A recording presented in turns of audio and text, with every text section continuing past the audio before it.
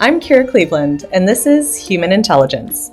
With my co host, Ned Hayes, we talk about the importance of human creativity in the age of AI. Welcome to the future. Welcome to the Human Intelligence Podcast. Today we have Nick Tanzi, who is an internationally recognized library technology consultant and author of multiple books about library science and library technology practices.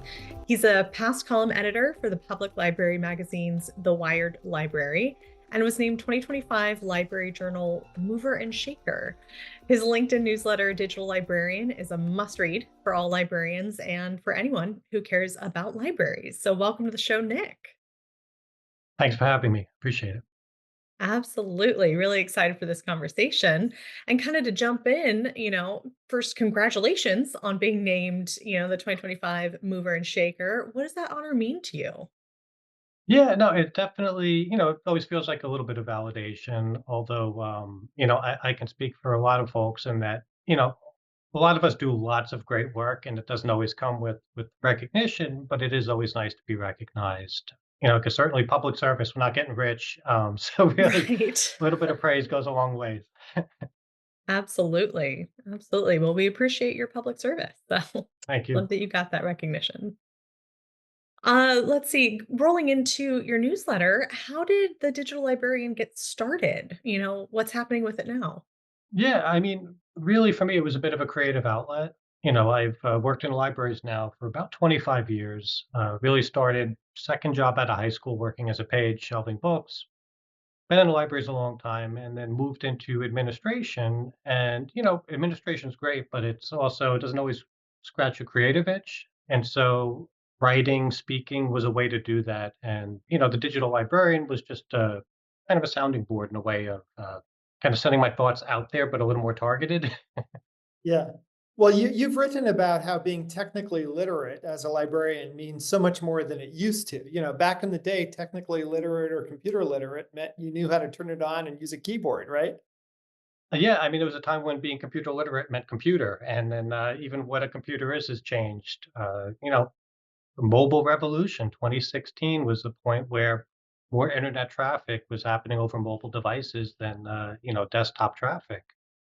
Yeah, Um, you've actually charted some of these milestones. The web in 1993, Google in mhm. 1998, Amazon and the Kindle in 2007, the iPad in 2010, and then, as you said, mobile device shifts in 2016, and then ChatGPT in 2023. So all of these milestones have changed things, and you've been tracking it all the way along. So where have we gone, and where are we going? Yeah, well, I think all of us are grappling with artificial intelligence right now, and in particular, generative AI. Right, you can create a variety of media off of prompts. But I don't know, part of it is I'm kind of my experience because I entered the librarianship in the 90s was kind of World Wide Web, right? And the impact that the internet had. And in many ways, this feels similar. Both the boom and kind of hype cycle that exists, the impact on the information landscape that we're seeing generative AI have, and the way that the internet did, copyright questions, questions of authenticity, all of that and the speed of change. So in many ways, the age of AI feels like the age of the internet. Even questions of what does the librarianship mean in an age where agentic AI is kind of coming along and changing how people's information seeking behaviors. So I think there's a lot of parallels there. And as we know, there's a boom and a bust cycle. There was a dot-com bubble, and I expect the same thing with generative AI. Yeah, Really? You think this bubble might burst? Well, yes, because it almost has to, in the same way that I keep waiting for the housing market to come down. But that doesn't mean generative AI goes away in the same way that, dot-com bubble burst, but it was a changed environment. Hopefully, you didn't put all your life savings into Yahoo, 10, 15 years ago, which maybe seemed like a safe bet.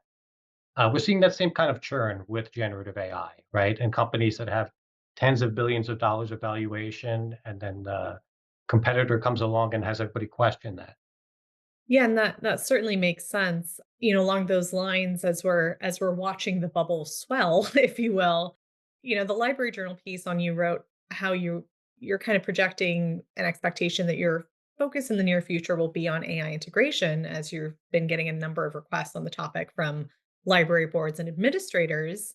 And just to kind of quote you, you said, I'm happy to say that they're approaching the technology with a healthy dose of caution and criticism and seem to understand how central humanity and human creativity is to the library experience. Can you tell us more about the centrality of human creativity at the library? Yeah, well, I think, for many years, it was if you do brand association, it's I say library, you say book. And really, libraries for years have been doing community building and trying to just build a sense of community, of shared experience, of, a place to kind of pursue knowledge. And a lot of times we've had an uncomfortable relationship with big tech as libraries because we want to deliver convenience, but privacy is central to the library experience. So that's always been an area of friction. We know that convenience goes up, privacy goes down, and the opposite is also true. So that's always been something we've grappled with. I've kind of lost my train of thought here momentarily, No but worries. No worries. But yeah, I was just sort of, you know, the centrality of human creativity in the library experience. Where does that creativity come in? oh yeah. So and again, where big tech, for example, needs lots and lots of data to personalize services. They need a lot of information in order to understand the individual, but libraries achieve that by going small, by maintaining personal relationships. We can greet you at the door. We're hyper local organizations that are community responsive. So we don't need to go big and we can deliver, that personalized experience that especially in the age of AI, I think is going to be increasingly rare, where being able to have a human customer service representative is going to be like, fancy. When we've always been human centered services, we greet you at the door. We know what you like. We personalize book recommendations. We customize services based on our local community need. So that's the human touch is we do that without being intrusive. Yeah, and we agree, like, I think that the value of that is going to go up increasingly over time with as AI continues to emerge. And yet, libraries, I think, are under threat. You actually wrote a piece. Let's see, when was this? You wrote a piece in July last year that was called The Risks to Libraries in the Age of AI. So, what are those risks? Yeah, well, there is a lot of ethical friction that exists between the library and generative AI. And that's part of our struggle right now is we have a technology that seems transformative, that is increasingly present, right? Is like omnipresent in society. So we feel a responsibility to grapple with it and to help our patrons understand it without also getting our hands dirty because privacy, confidentiality of patron records is central. And in many ways, it's written in like state laws, for example, New York State, your content and frequency of a library visit, your library record, the questions you ask.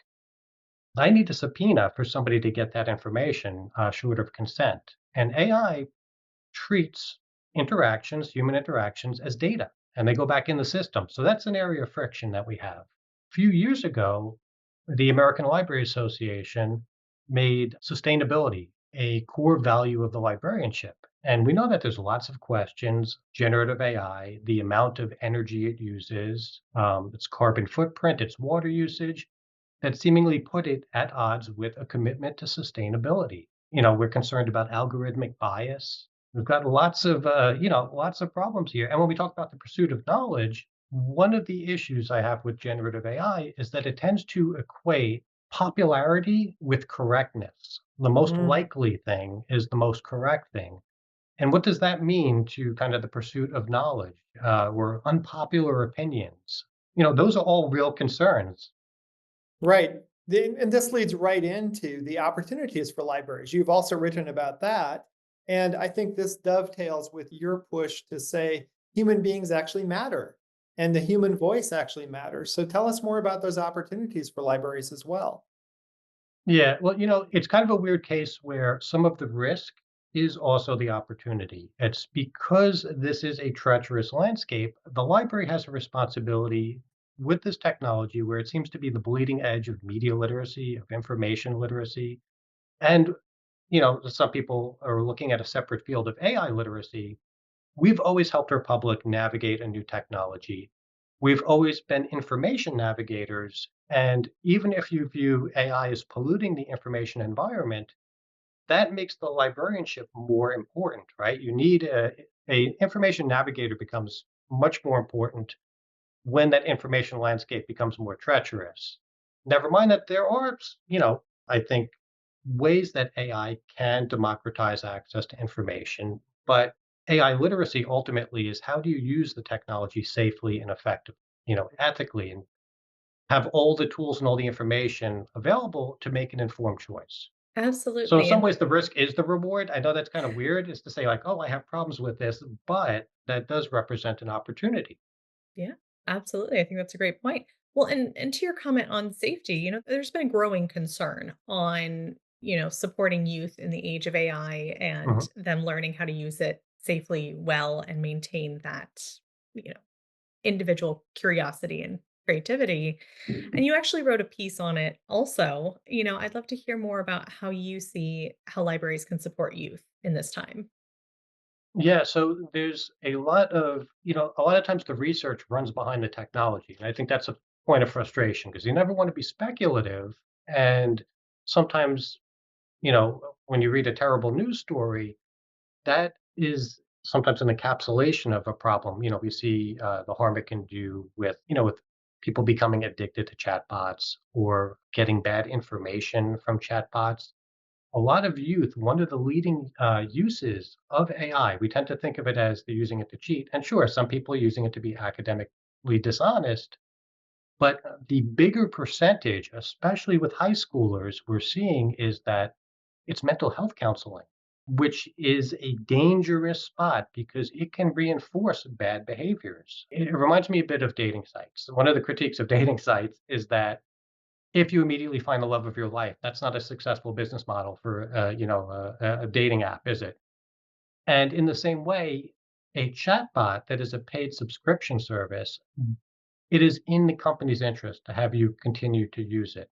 So when you use a chatbot, it tends to reinforce behavior. It tends to bring you back to the well, so to speak.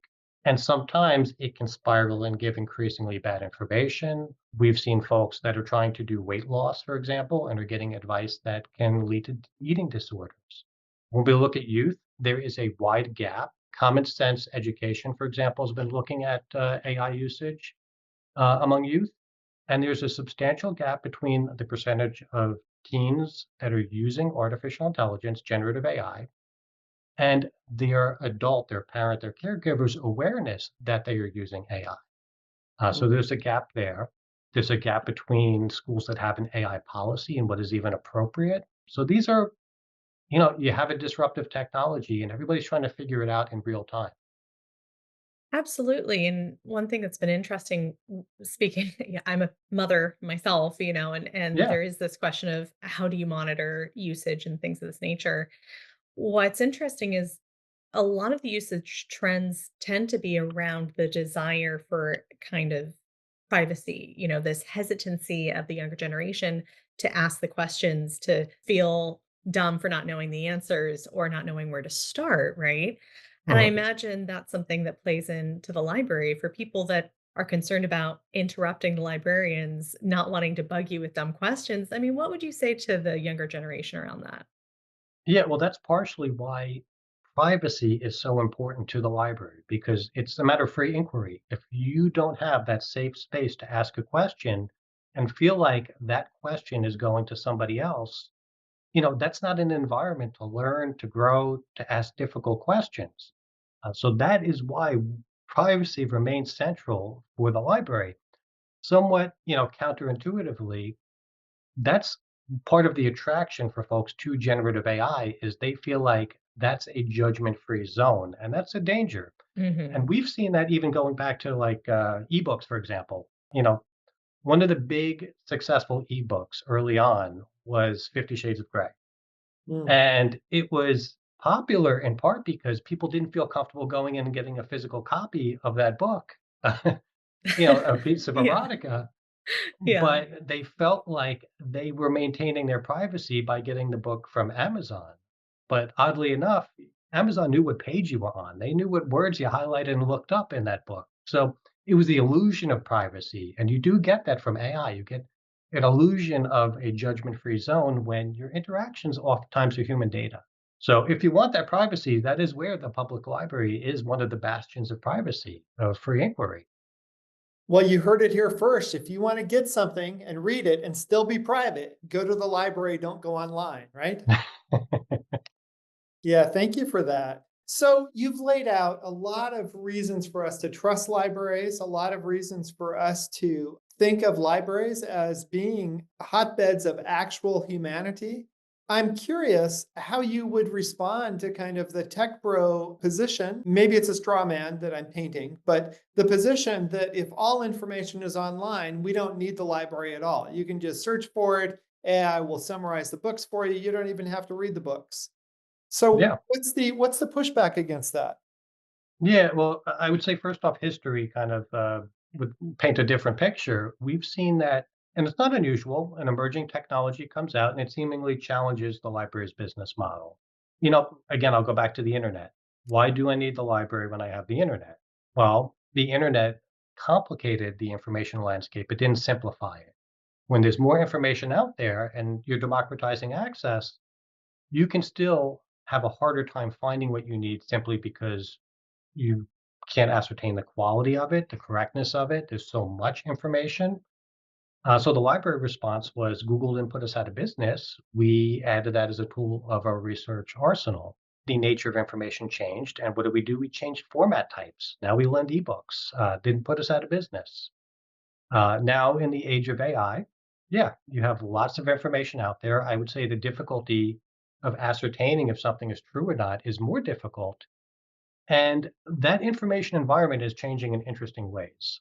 The kind of golden age of data is seemingly over because lots of companies gobbled up lots of the public portions of the internet without respect to copyright to build these training models, right? And now companies and publishers and individual artists, everybody's gotten much more litigious and put Mhm, up paywalls and prevented scraping. And now what happens is if you're an AI company, you are either relying on lower quality information to build your training model, right? And we see this a lot of times. Good journalism hides behind a paywall. And libraries can often bridge the gap between that paid access to good, accurate information. That's the difference between the internet at large and a reference database is there's some quality assurance, there's editorial standards. And I don't know that that's any different. We will see certain integrations of AI, more conversational search and those types of things impacting library reference databases and the like. But to me, generative AI is a complication of the information landscape, and it really requires information professionals to help navigate it. I like that. So along those lines, people forecasted the death of the library before, but Oh, yeah. libraries are resilient. I What do think you when I was going into the librarianship, they're like, "You're doing what?" So, Oh, really? Really? I love it, and yeah, I love that you persevered, and here you are yeah, today. I'm still So alive. you are, and to the credit of libraries, so are they. What do you credit that resilience?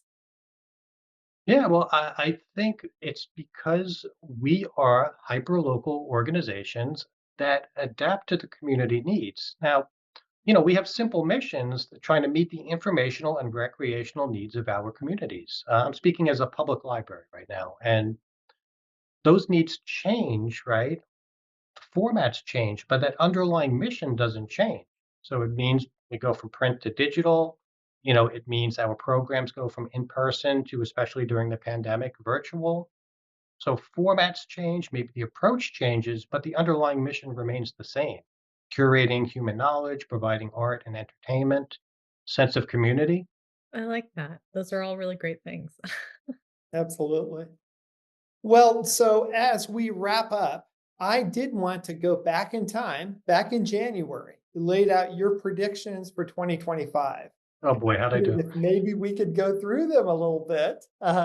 You laid out some really interesting predictions, and I was curious if you could rate them in terms of do you think they've happened, not happened, or still going to happen? Okay. So the first is you forecasted kind of a tipping point for library digital collections. And you think there's going to be a greater investment in that area, right? Yep.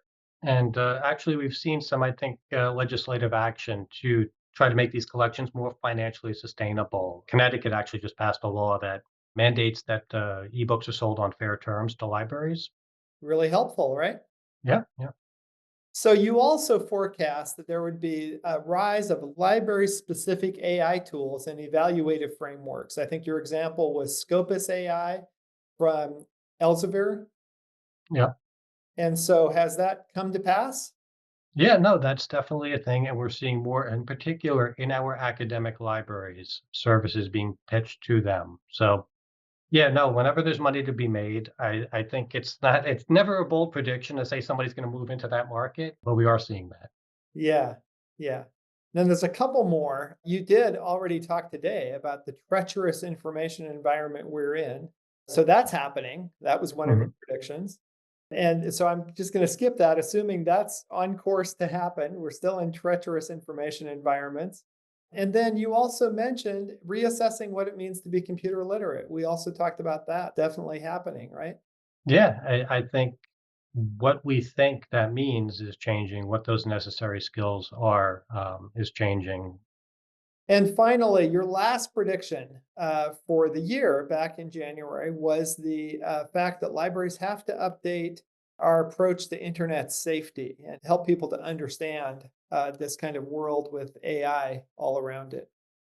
Yeah, that's been a focus of, especially with our senior community. We tend to see senior scams happen, especially around the holidays. And unfortunately, generative AI, especially deep fakes with audio, are increasingly common. And to that end, we've kind of taken an all channels approach.